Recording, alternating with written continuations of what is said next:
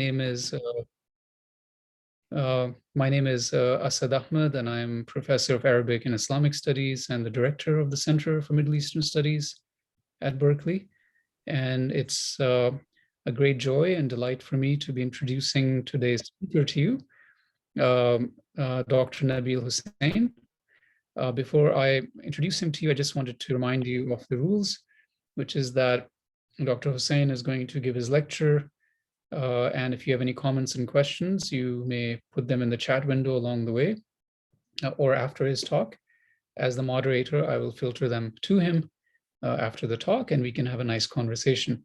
It might be that it's a nice seminar type of group, so it might be possible for us to actually engage each other by audio, but we'll see how it develops. So with that, let me introduce our speaker. Dr. Nebil Husayn teaches in the Department of Religious Studies at the University of Miami. His research explores authoritarianism in the Middle East, debates on the caliphate, and the development of Islamic thought. He is the recipient of a Fulbright Award and the University of Miami Fellowship in the Arts and Humanities. Dr. Husayn obtained his PhD in Near Eastern Studies from Princeton University and an MA in Arabic and Islamic Studies from Harvard University. He is the author of Opposing the Imam, published by Cambridge University Press in 2021. The book examines the history of early Muslims who were hostile to Islam's fourth caliph, Ali, and his descendants. Today's talk has the title, Deconstructing Memories of Ali in Sunni and Shi'i Islam. So thank you, Dr. Husayn, for joining us. It's a privilege to host you, and the stage is now yours. Thank you very much for that kind introduction. Hello, everyone. I'd like to thank you all for being here today and taking time out of your busy schedules to hear me talk about theology and early history writing in the Muslim community. I'd also like to thank the organizers of this event, Dr. Ahmed, the Center for Middle Eastern Studies, and the University of California, Berkeley, writ large, for this opportunity to share some of the ideas I've been thinking about over the past 8 years.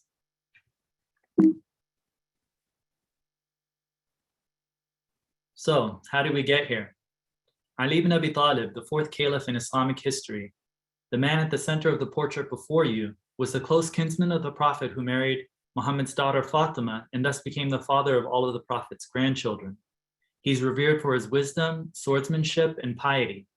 He almost needs no introduction among Muslims. He's revered as a saint, and for many, he's the second holiest figure after the Prophet Muhammad. He's assassinated in 660 of the Common Era after 4 turbulent years as caliph.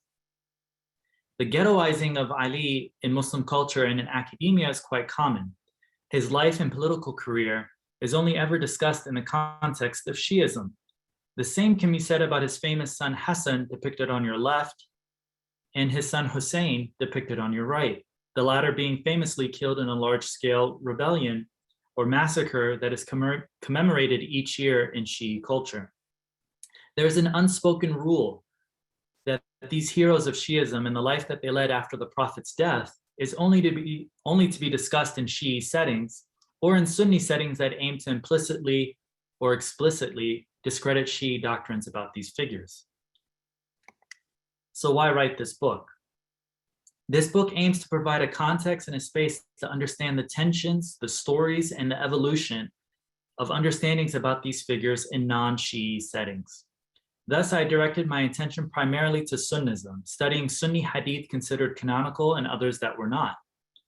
I turned to the literature of another sect prevalent in North Africa and Oman, the Ibadis, and an early influential and rationalist theological school known as the Mu'tazila, to understand the ways in which the stories of Ali and his son Hussein have been told by Muslims outside of the context of Shi'ism. The impetus to write this book came from the discovery that this venerated Sunni caliph and Shi'i Imam, and here I'm speaking of Ali, was once publicly reviled in Muslim societies. I hope to understand the processes that facilitated in the rehabilitation of his tarnished reputation in Sunni Islam. I aim to understand the claims of Ali's antagonists and their grievances against him in particular. The relative obscurity and/or extinction of sects upholding such views required the examination of Muslim literature across a number of genres. I engage in the first detailed study of the claims and arguments of Muslims who are opposed to the caliphate of Ali. Lastly, I wanted to understand the ways in which the views of early antagonists to Ali endure in Islamic theology and literature until today. So what are some key terms we'll use today to discuss this topic? There are many schools within the religion of Islam, each one consisting of revered scholars who define what is orthodoxy or correct belief in the sight of God. Today, I will consider the way in which Sunnism, the largest doctrinal school in the Muslim world, grappled with the diversity of stories and views on the life of Ali.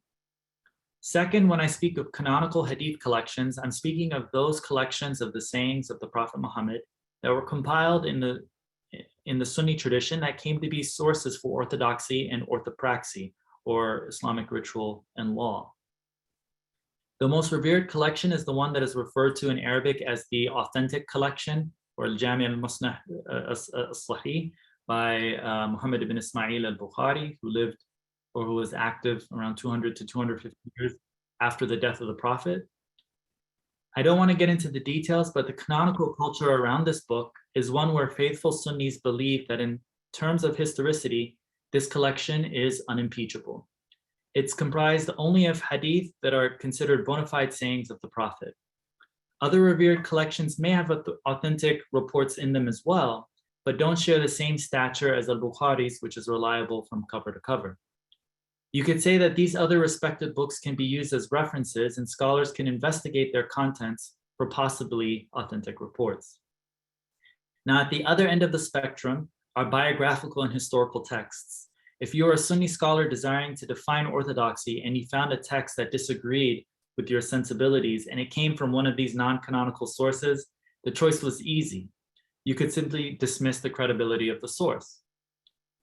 Since this is an investigation of Muslim literature across multiple genres, I compare claims about Ali made in all of these different types of sources, while acknowledging those sources that were canonical and the tensions that would arise if it preserved something that later representatives of orthodoxy didn't like. This is something I discuss in the final chapter of my book, which I address a little later in this talk. Lastly, I want to stake some territory for reverence for Ali in Sunni culture, or I can say reverence for Ali in non-Shi'i circles. This explains the phenomenon of hundreds of hadith praising him in Sunni literature and non-Shi'i theologians who painstakingly argued against other members of their school on why Ali was a saint, a spiritual heir to the Prophet, and a judicious leader in a time when many of their peers doubted or scoffed at such doctrinal positions as simply Shi'i. I would argue that while the earliest partisans of Ali may have had this identifier of Shi'i, it expanded beyond this group to include Muslims who revered him while having political and theological allegiances elsewhere. Thus, reverence for Ali or pro-Ali sentiment over the 3 centuries that followed his death became a trans-sectarian phenomenon, meaning it was not just a part of Shi'ism, but it gradually became part of Sunni culture as well. Only a minority of Muslims followed a school dedicated to Ali and his family, or what became known as Shi'ism. The majority of Muslims until today understood religious and political authority as falling on all of the Prophet's disciples rather than just his family. This hegemonic belief is a cornerstone of Sunnism. It's with that introduction that I want to briefly consider the contours of